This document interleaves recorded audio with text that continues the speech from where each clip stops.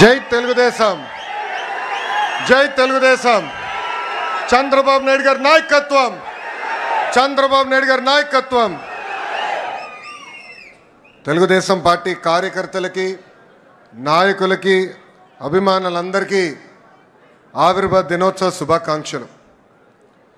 Telugu Desam party ఆవిర్భావమే ఒక సంచలనం. Telugu Desam party మొదటి గెలుపు ఒక చరిత్ర.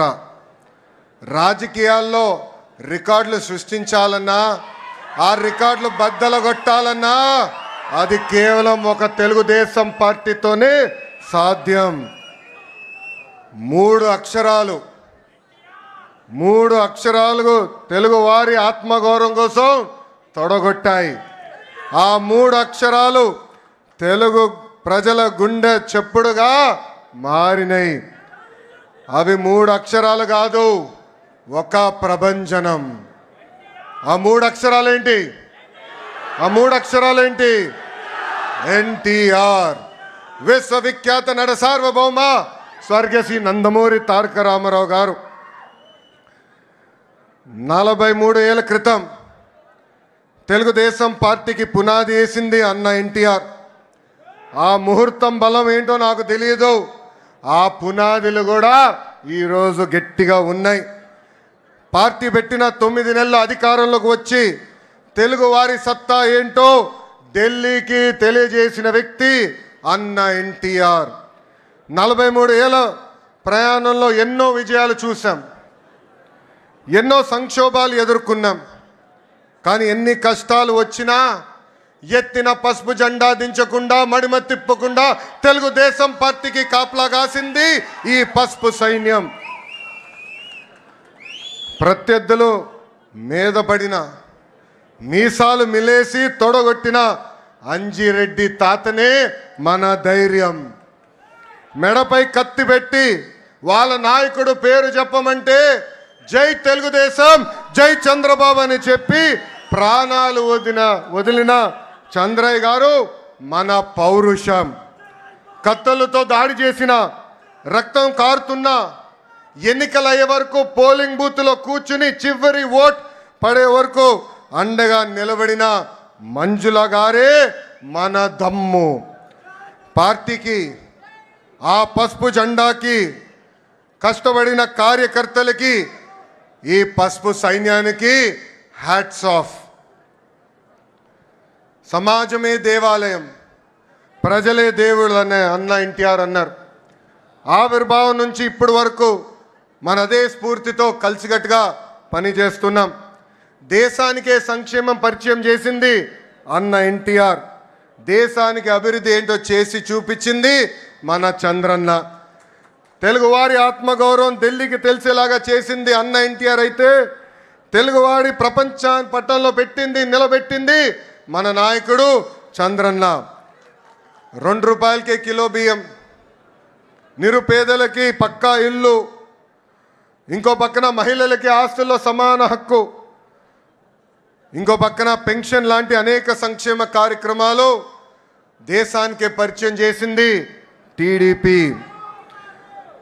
చదువుకున్న యువకులని పెద్ద ఎత్తున రాజకీయాల్లోకి ప్రోత్సహించింది టీడీపీ. పటేల్ పట్వారీ వ్యవస్థని రద్దు చేసింది టీడీపీ. అందెందుకు బీసీలకి ఆర్థికంగా రాజకీయ స్వాతంత్రం కూడా తీసుకొచ్చింది మన టీడీపీ. మనకి గల్లీ పాలిటిక్స్ తెలుసు, ఢిల్లీ పాలిటిక్స్ కూడా తెలుసు. జాతీయ రాజకీయాల్లో సైకిల్ ముద్రనే వేరు. కేంద్ర ప్రభుత్వాల్ని శాసించే అవకాశం వచ్చినా ఎప్పుడు రాష్ట్ర ప్రయోజనాలు మేరకు మనం పనిచేశాం. ఏనాడు స్వార్థంతో పదవులు మనం అడగలేదు. రాష్ట్ర ప్రయోజనాలే ముందు పెట్టి నడిపించిన పార్టీ తెలుగుదేశం పార్టీ. అంబేద్కర్ గారికి భారతరత్న ఇవ్వటంలో కీలక పాత్ర వహించింది తెలుగుదేశం పార్టీ. అంతెందుకు ఆనాడు అబ్దుల్ కలాం గారిని రాష్ట్రపతి చేయాలని ప్రతిపాదించిన వ్యక్తి మన నాయకుడు చంద్రబాబు నాయుడు గారు. ఇంకా బాలయోగి గారిని పార్లమెంట్కే తొలి దళిత స్పీకర్ చేసిన ఘనత కూడా మన పార్టీ తెలుగుదేశం పార్టీది. హైవేల నిర్మాణం, విద్యుత్, టెలికాం, ఐటీ, డిజిటల్ పేమెంట్లో అనేక సంస్కరణలు కూడా తీసుకొచ్చిన party Telugu Desam party. Telugu Desam party జెండా పీకేస్తారని ఎంతోమంది అన్నారు. అలాంటి వాళ్ళు ఈరోజు అడ్రస్ లేకుండా పోయారు. అది మనందరం చూస్తున్నాం. 2019 వరకు మనం చూసిన రాజకీయాలు ఒక రకం, 2019 నుంచి 24 వరకు చూసిన రాజకీయాలు వేరు. అరాచక పాలన మనందరం ఎదుర్కొన్నాం. మన దైవాలయంగా భావించే తెలుగుదేశం పార్టీ కార్యాలయంపై దాడి చేస్తే మీసాలు మిలేసి రండి మేము ఇక్కడే నిలబడతామని చెప్పిన ఘనత ఒక తెలుగుదేశం పార్టీ కార్యకర్తలదే. అంతేకాదు మన అధినేత ఇంటికి తాడు కడితే ఆ తాళు తెంచి పోరాడింది మన తెలుగుదేశం పార్టీ కార్యకర్తలు. క్లేమోరల్ మైన్కే భయపడని పార్టీ మనది. ఈ కామెడీ పీసులకు మనం భయపడతామా? 4 ఎమ్మెల్యే లాక్కుంటే ప్రతిపక్ష హోదా ఉండదని చెప్పిన వ్యక్తికి ఈరోజు ప్రతిపక్ష హోదా లేకుండా చేసిన ఘనత తెలుగుదేశం పార్టీది. చివరికి ప్యాలెస్లు కూడా మనం బద్దలు కొట్టాం. 2024 ఎన్నికల్లో మన స్ట్రైక్ రేట్ కూటమితో కలిసి 94% సాధించాం. 58% ఓట్ షేర్ సాధించాం. అందరం కలిసికట్టుగా 8 ఉమ్మడి జిల్లాల్లో వైకాపాకి 0 తీసుకొచ్చిన ఘనత కూడా మన కూటమిది. అంతేకాదు మొన్న జరిగిన గ్రాడ్యుయేట్ ఎన్నికల్లో గౌరవ గ్రాడ్యుయేట్ ఎమ్మెల్సీలు కూడా ఇక్కడే ఉన్నారు. ఆనాడే చెప్పా, ఈవీఎం అయినా బ్యాలెట్ అయినా గెలుపు మనదే. ప్రజలు ప్రజాప్రభుత్వం రావాలని కోరుకున్నారు. ప్రజాప్రభుత్వం ప్రజల కోసం ఈరోజు పనిచేస్తూ పోతుంది. పేదరికం లేని సమాజమే మన లక్ష్యం. చాలని 200 రూపాయల పెన్షన్ని 5 సంవత్సరాల్లో 2000 రూపాయలు చేసిన ఘనత తెలుగుదేశం పార్టీ. ఈరోజు అదే పెన్షన్ని 4000 రూపాయలు కూడా చేసిన ఘనత మన పార్టీకి దక్కుతుంది. దీపం పథకం కింద 1 కోటి కుటుంబాలకి మనం ఉచితంగా గ్యాస్ సిలిండర్ ఇచ్చాం. అంతేకాదు వచ్చే 10 రోజుల్లో మెగా డిఎస్సి కూడా నోటిఫికేషన్ మనం ఇస్తున్నాం. అధికారంలోకి వచ్చిన మొదటి 10 నెలల్లో 117 హామీలు పూర్తి స్థాయిలో ఈరోజు మనం అమలు చేసుకున్నాం. ఇంకా మే నెలలోనే తల్లికి వందనం, అన్నదాత సుఖీభవ కూడా మన ప్రభుత్వం అమలు చేయబోతుంది. తెలుగుదేశం పార్టీలో కార్యకర్తలే మా అధినేతలు. ఈ మాట నేను ఊరికే అంటం లేదు. దేశంలో ఏ పార్టీకి తక్కని కార్యకర్తలు ఒక తెలుగుదేశం పార్టీకే సొంతం. మీరు మంచి చేస్తే మెచ్చుకుంటారు, తప్పు చేస్తే నా తోలు కూడా తీస్తారు.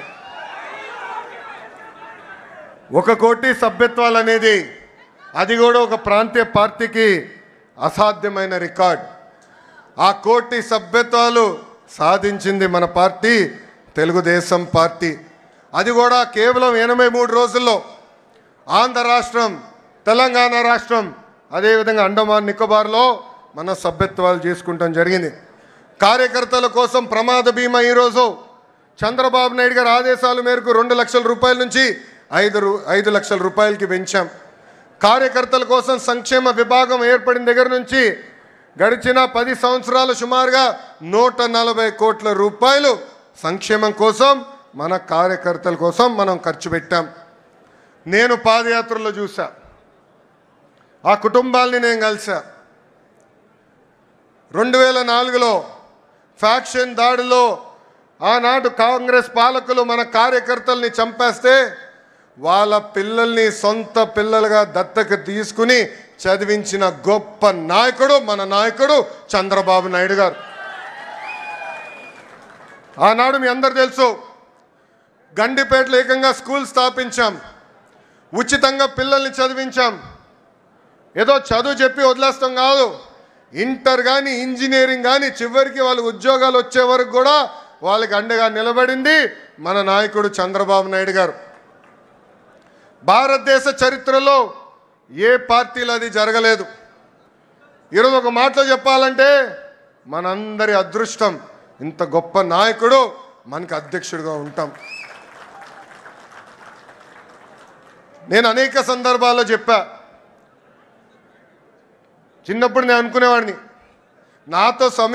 నాతో ఉండేదానికి ఆయనకి సమయం లేదు, కానీ గండిపేట స్కూల్కి వెళ్ళేదానికి ఆయనకి సమయం ఉందని. అప్పుడు ఆయన ఒక మాట అడిగా, ఎందుకు మీరు అంత సమయం గండిపేట స్కూల్కి ఇస్తున్నారని. అప్పుడు ఆయన ఒకటే అన్నారు, అరే ఫ్యాక్షన్ దాడిలో ఎవరన్నా చంపేస్తే తిరిగి కుటుంబం మొత్తం మళ్ళీ ఫ్యాక్షన్ చేయాలంటారు, ఆ ఫ్యాక్షనిజంకి హ్యూమనిజం ఇవ్వాలనేది నా లక్ష్యం, దానికి ఫుల్ స్టాప్ పెట్టే బాధ్యత నేను తీసుకుంటానని చెప్పారు. పాదయాత్రలో కుటుంబాన్ని కలిసా. ఆ పిల్లలు ఈరోజు పెద్దవాళ్ళయ్యారు. ఒక డెలాయిట్, ఒక టీసీఎస్ లాంటి సంస్థల్లో ఈరోజు పనిచేస్తాం జరుగుతుంది. నేను బయట ఎంత పోరాడుతున్నానో పార్టీలో కూడా నేను అంతే పోరాడుతున్నా. నా లక్ష్యం ఒకటే, పార్టీ కోసం అహర్నిశలు కష్టపడిన కార్యకర్తల నాయకులకి గుర్తింపు ఉండాలి. గ్రామ స్థాయి నాయకులు రాష్ట్ర స్థాయికి ఎదగాలి, పాలిట్ బ్యూరో రూమ్లో అడుగు పెట్టాలనేదే నా లక్ష్యం. పార్టీ ముందు ఒక ప్రతిపాదన ఉంచాను. 3 టర్మ్లు ఒక పదవి చేసిన తర్వాత పై పదవి కన్నా వెళ్ళాలి, లేదంటే ఒక్క టర్మ్ బ్రేక్ తీసుకోవాలి.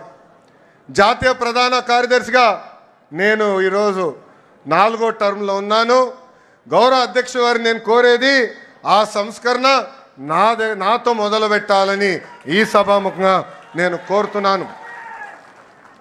ఇది జరిగితేనే పార్టీలో కదలిక వస్తుంది, యువతకి రెక్కలొచ్చి రాజకీయాల్లో మెరుగైన అవకాశాలు వస్తాయి.